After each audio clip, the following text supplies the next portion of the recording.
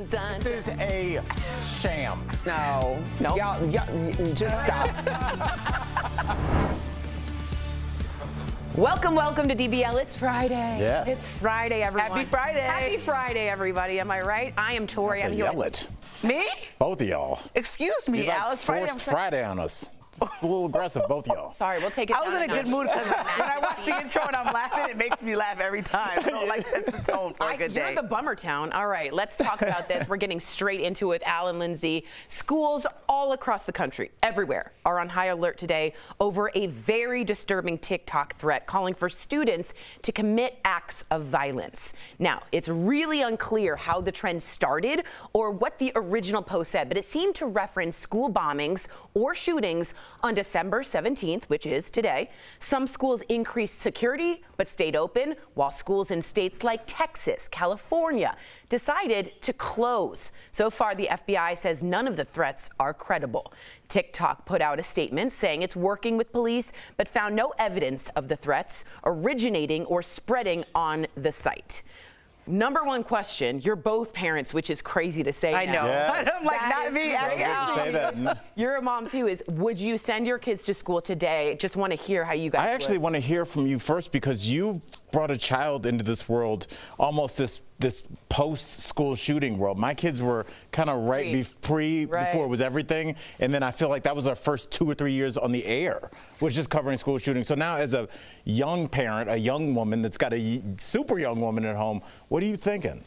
Well, I think like we watched the latest stories about school shootings, and we were like, okay, these are all the steps that people did wrong, from authorities to the school district to the parents. And so I'm like, okay, better safe than sorry. But that, to me, I'll get so safe that every single threat, it'll be like, you're not going to school today. You're getting homeschooled. And I don't want to become so over the top that I'm like sheltering my kid. So I really don't even know, as I think about this, I'm like, how much do you pull them out of school? Because TikTok and social media has given us a lot of reasoning for a lot of crimes that have happened. We've seen that there's a thread of history from a lot of these people that do crimes on social media where they're actually telling everybody, look at me, I'm about to commit this crime, and nobody's paying attention or taking it seriously. So, I don't know. TikTok is where... Does this panic you as a new mom? Does this really hit you? I don't mean to be like, hey, but I just wanted to know, like... No, it's something that needs to be discussed. Yeah. I think it hasn't really hit me because she's not in school so yet. little, She's so little. So I think the first day when she goes to school, I'm like, because even I remember on the school bus, like your parents used to just send you away. And then we did a story, or I don't know if I read this story, but there was a dad who waited outside of the school bus for a predator that he knew was preying on his kid and tried to take a video of it. So when he hit him, he would have something to show to law enforcement so he wouldn't go to jail. And it's just like, what do you do, as all these situations, sending your kid on the school bus, sending them to school, these are supposed to be safe spaces, and then we talk about teacher pay and how much they can do as security guards as well as teachers. And so there's like a lot of layers to sending your kid off into a space for several hours a day and hoping that they're protected. Right? Now, do you think, Al, I want to hear about what you think with your kids, but do you blame TikTok? Do you think we can all blame TikTok, or is this the social media amorphous? It just comes out of the air like the cloud. No, I mean, you don't blame. TikTok is just a platform to be used. I mean, if you get a great pound cake recipe from TikTok, you don't blame it if it doesn't turn out well. TikTok was just there, So how dare we attack a social media streaming platform? My issue, and Lindsay, you keep asking questions like, well, what do you do? What do you do? And that was my question coming into this segment. Why don't we have a protocol? You do a lot of research for the show. You should know, because there should be a protocol. But you don't know, and I don't know, and you don't know. There isn't one. Because there isn't one. And I felt like I used to come from a world that had some kind of protocol for almost everything. If Lindsay and Tori get into a fight in the hallway, there's a protocol. They are separated. They are talked to. Their parents are called. They're brought back in. There's a mediator. Maybe somebody's suspended. They make up schoolwork, whatever, and then life goes on. What is the protocol when a student is posting, hey, I'm going to kill my English class tomorrow? What? Okay, the teachers see that, well, we'll bring the kid in and their parents. Okay, he said he's going to shoot his English class up. Well, what's the protocol? There is no protocol, so the kid goes to school and shoots his English class up because there's no protocol in place, because every time we try and do anything, there's going to be somebody in the way. It's either going to be the NRA or somebody saying, don't do that to my kid, or don't pull my kid out of school, or don't put my kid in school. And there's always going to be so many voices that we cannot get anything done anymore. nothing will ever get passed because stuck. everybody's got their own agenda, and it's super frustrating because I've never, the Parkland kid was not allowed to bring a backpack to school because they knew that he was a problem. And this kid was even worse. It was that day. I know. Hours before. He was even. Right. You mean So what do we do? Yeah. Well, let me ask you guys this. Why do you think, and this is a larger question, and I bring this to the audience as well, why do we have kids, what's driving them to do this? Is it the media and the cyclical, repetitive, I want to be that because they did it before, copycat, or is it because they're inherently unhappy and more unhappy than other generations? Or am I going too far? Why is this generation and on so driven to violence? Well, I think we have to acknowledge what's happening in the household first, because a lot of times, whether it's irresponsible gun owners that are the parents that are not parenting well and allowing their kid to feel like LOL when they take a gun to school. Right, don't get caught. Right, don't get caught. Right. You know, that's one thing. But then also, if they're dealing with issues, they're not being solved at all, because this is still new, even if it's in the last 20 years that we're taking mental health as a serious thing. You see, even with Simone Biles, we struggled with taking her mental health seriously. True. And so she's looked at to a lot of people still as a young woman, a child. And so that's part of the problem. We have to figure out what's going on in these kids' heads and try to get them out of and save them and try to figure out how to save other people before they harm other people or themselves, instead of just like telling them, you know, you fell down, get up, deal Yeah, I with mean, it. I think about it when I think of having kids, and I'm shocker turning 40, like proudly, but like, I do think this is a large component of thoughts. I mean, there's a lot more and there's layers and things between me and my husband, but sending your kid off to school didn't seem to feel like this. And I know back in the day, and now it's life or death. And I don't know if I'm okay with that. I'm being like real here. No, you don't want to be like a helicopter parent. So then it's like this weird thing that's like, I don't know what I'm going to do. Right. Because I feel like I'll also be the lady on the school bus if somebody's bullying my kid. Right. And I also can get in trouble for that, right? Right. Yeah, So, I mean, but at least with the bullying, there probably is some protocol in place. But you said for the last 20 years, we've been putting kids into body bags at elementary schools. Yeah. And nobody's laid out any plans. 6-year-olds from We had that, not to take it a different direction, but it just kind of show you where we are. We had that terrible snowstorm in Texas where people died because they had privatized the power grid. The electric grid, yeah. right. And so people froze to death in their homes like this was the Ice Age. And what came of that? Because it happened 10 years before that, but nothing happened. It happened again, and the only thing we did was get a couple of Ted Cruz memes out of it. And that's where we are. We have a situation that requires a process to fix it, and instead we just go for the low-hanging fruit of just like Ted Cruz walking through the airport, and so nothing gets done. So it'll happen in another 10 years. It's like so polarized, no action. There's nothing. There's nothing. Wow. All right. Let us know what you all think. Sort of heavy beginning, but would love to get your input on this. Coming up on DBL, it's always a good time when this man, Jonathan Bennett, oh boy, stops by. He spills his side of the story on being kicked off Big Brother. But first, Peloton drops Chris Noth after sexual assault allegations come to light. We're chatting about it after the break. Closed captioning provided by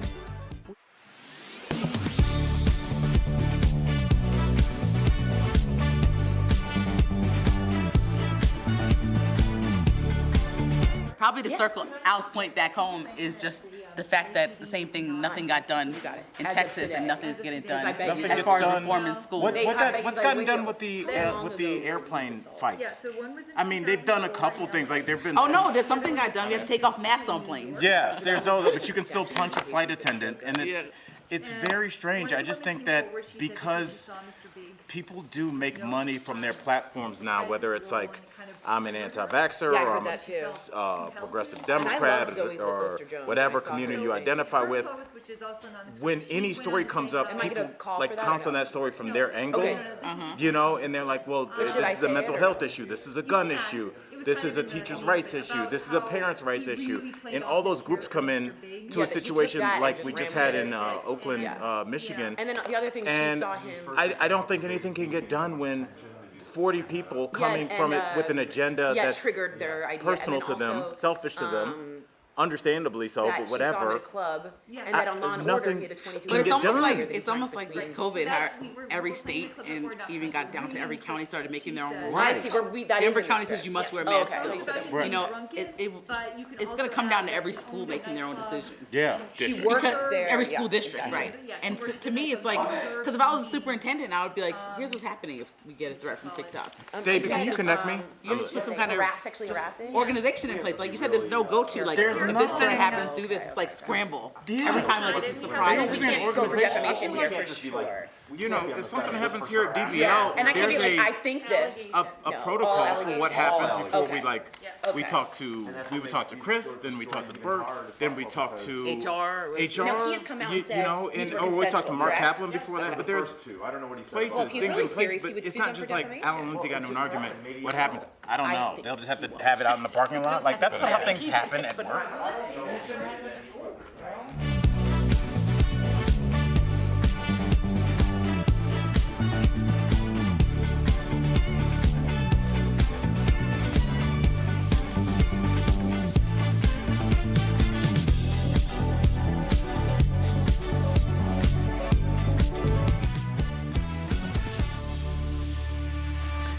Welcome back. This is Big, Mr. Big. Am I right? Chris Noth is back in the news, this time over serious allegations of sexual assault. So many of you might have seen yesterday, The Hollywood Reporter published a report claiming Noth assaulted two women, one back in 2004 and the other in 2015. Chris has denied the allegations, saying the sexual encounters were consensual. Still, Peloton, remember this ad? Well, it's been removed, featuring Noth. And now an actress named Zoe Lister-Jones went on Instagram and called Noth a, quote, sexual predator, claiming he was drunk on the set of Law and Order. While guest starring on the show in 2005, she said he would drink beer in between takes and said he got close to me, sniffed my neck, and whispered, "You smell good." I didn't say anything. It's so rare that we do. So two of the women that are claiming assault also said they were really triggered by Mr. Big coming back into the world, so in the zeitgeist in pop culture.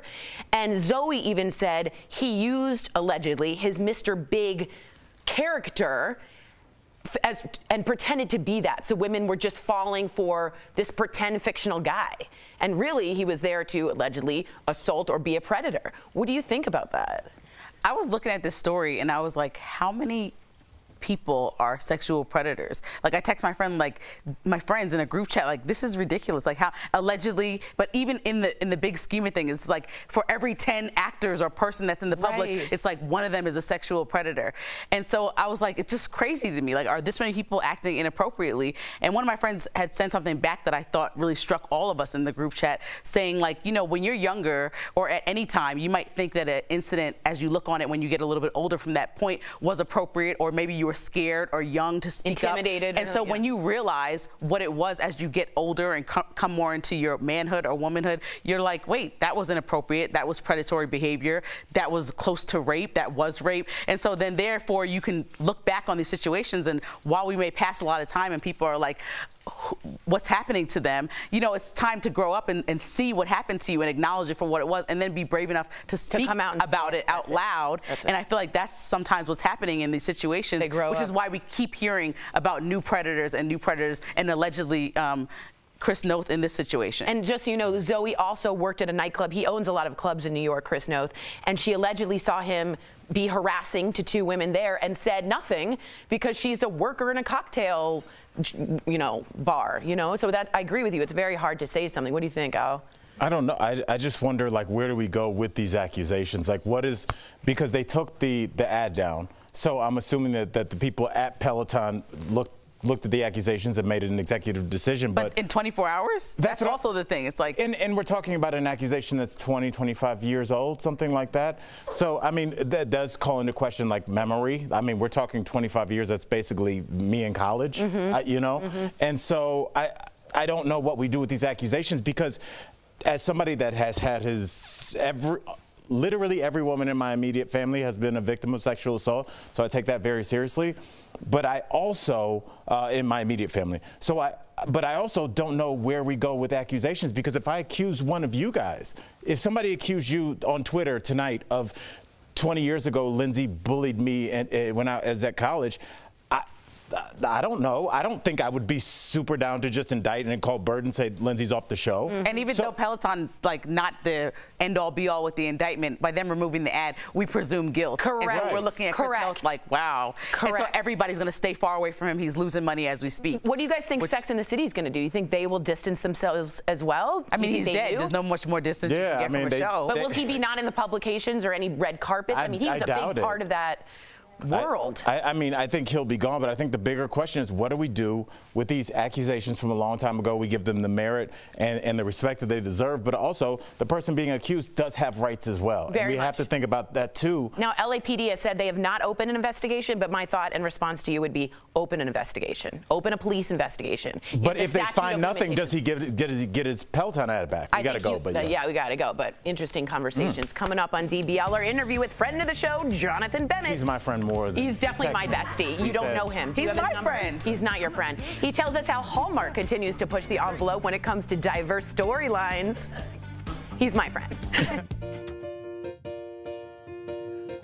Listen, this past couple of years has been so crazy. Let's express gratitude for this year and all of the amazing gifts that are coming in 2022.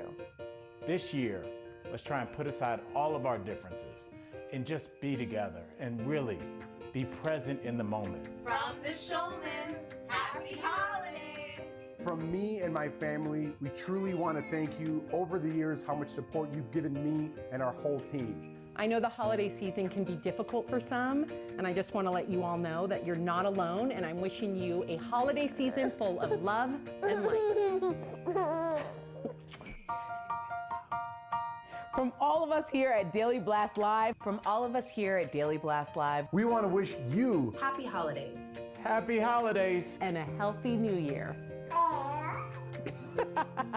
and my baby said happy holidays.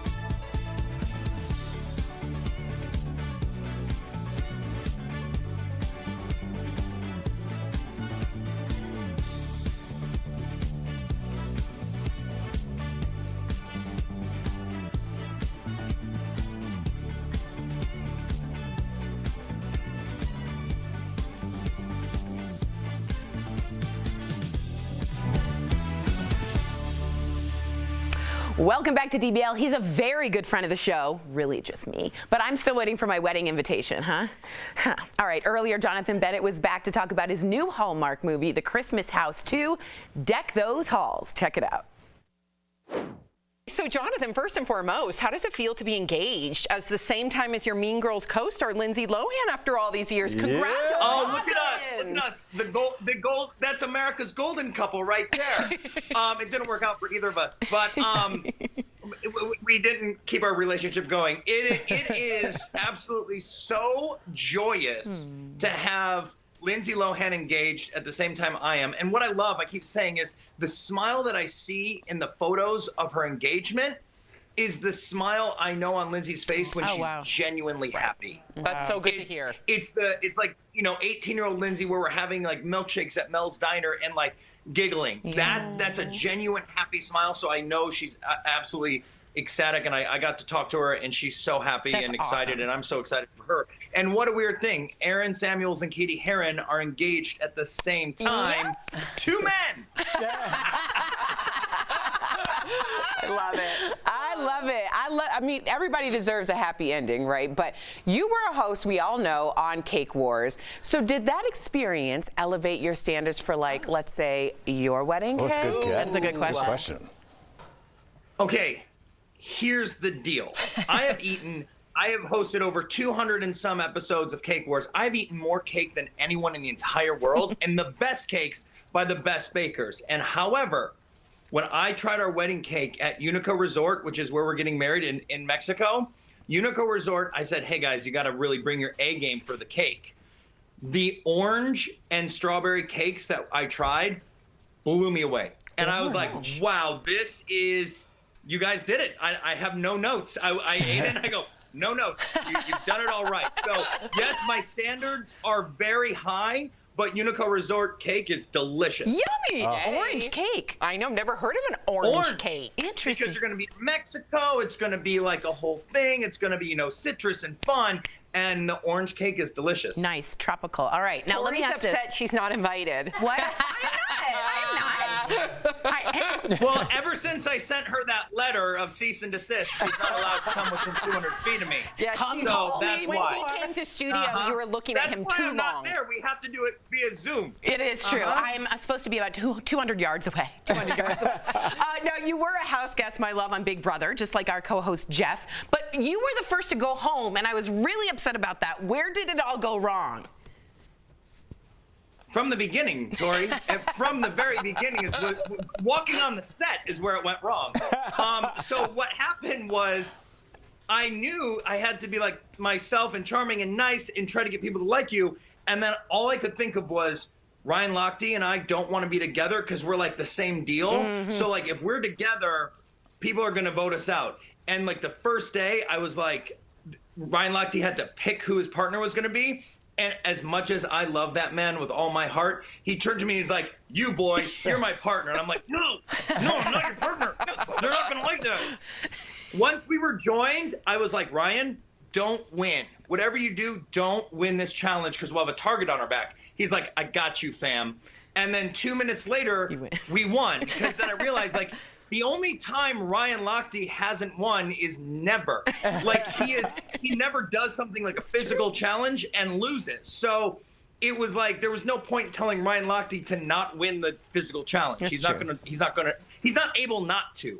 So once that happened, it was just downhill from there. Well, yeah, that's the one thing in show business no one talks about is like there's a thing where when you walk into a set, you know who your competition is, and it's never spoken, but you're like, okay, it's me and that guy. All right. Yep. Like, when you're black, it's easier. He's like, let's join forces. I'm like, no, we don't want to join forces. No. I get it. Now, I'm like, give me Kato Kalin. Like, I'll team up with him. Great, come here. Kato did well, yeah. Yeah, he did. He actually really did. Now, last year, Hallmark started to push for more diverse storylines. So tell us how the Christmas House 2 is going to continue that push. Nobody's stressed. Wow, I am so excited for Hallmark Channel and the future of Hallmark Channel with Lisa and Wanya and the whole new team. It is just such an exciting time to be a part of Hallmark Channel. And the Mitchells are back this Christmas. The entire Mitchell family, Hallmark's favorite family, comes back for the holidays. And this time, the family has grown. My husband and I bring back our 2 kids now instead of 1. Wow. We've all expanded, so there just are more Mitchells to love. And what's so great about this family and about the way Hallmark tells this story is that it's what a modern family looks like in 2021. Yeah, totally. This is what a modern family is. Yeah. In the age we're living in, this is what love and family and Christmas looks like. Jonathan, thank you so much for chatting with us. We adore you. Tune into the Hallmark to watch The Christmas House 2, Deck Those Halls. Yeah. Thank you, Jonathan. Love you, buddy. Come see you soon. Thank you, guys. Love you. Love you. See you, brother. Promotional consideration is brought to you by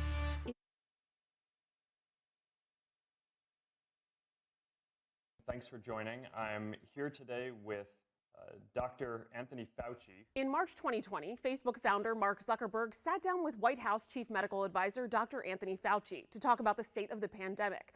More than a year and a half later, on December 13th, a clip of that interview was posted to Twitter, where it got more than 1 million views.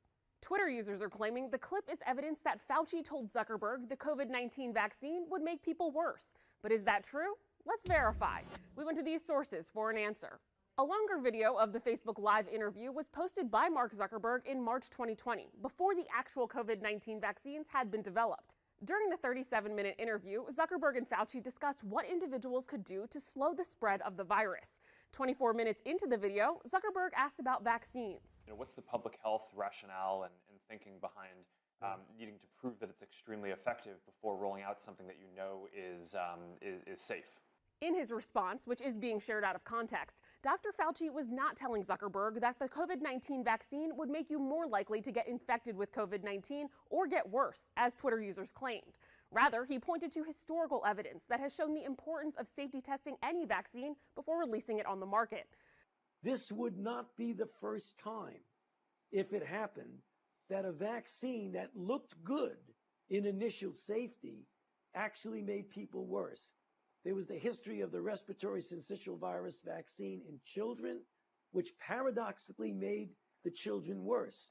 One of the HIV vaccines that we tested several years ago actually made individuals more likely to get infected. So you can't just go out there and give it unless you feel that in the field, when someone is getting infected and exposed, being vaccinated doesn't make them worse. That's why you got to do a trial. So this claim is false. Dr. Fauci did not tell Mark Zuckerberg the COVID-19 vaccine would make people worse. His comments were shared out of context. The Centers for Disease Control and Prevention website lists side effects of taking the COVID-19 vaccine. None include increased chance of getting infected. According to the CDC, people who were unvaccinated had greater risk of testing positive for COVID-19 and a greater risk of dying from COVID-19 than people who were fully vaccinated. With your Verify, I'm Adiante Till. However you're celebrating, make DBL a part of your holiday cheer. What's up, homie? I can tell she was feeling a little something, I tell. Erica blushed for Alfonso Ribeiro. Would you have been cooking naked? Cooking, Yes, on our last show. It's the most wonderful time of the year. Am I right? Say yes. Absolutely. Yeah. I got chills. Me too. Clearly. DBL is always all new every day.